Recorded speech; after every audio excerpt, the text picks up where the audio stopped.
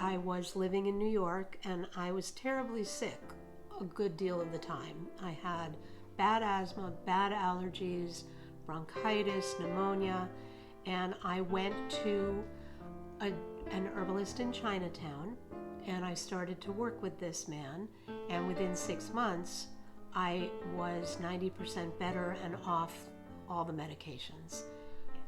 I started out not knowing anything about herbal medicine, not knowing anything about any alternative healing, and I became hooked on learning more and more about herbs.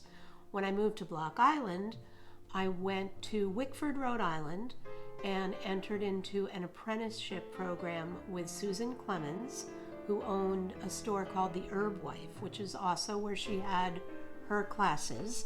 She was one of the people that originally studied with Rosemary Gladstar, who is one of the most well-known herbalists in the field. And in that apprenticeship program, I learned about the medicinal properties of herbs. This is blackberry, and I take the leaves of the blackberry and dry them out and chop them up, and that's one of the main components in my poison ivy relief. It's very, very astringent. So for something like a rash or poison ivy, it dries the skin up and pulls all the itch out of it.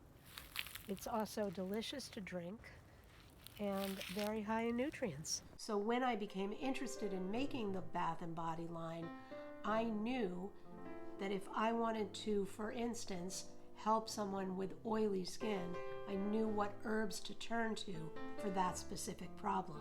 When I went to make the healing salve, I knew exactly what herbs to turn to locally to help people's cuts, rashes, burns. The herbs that are in each product do what I say they're going to do.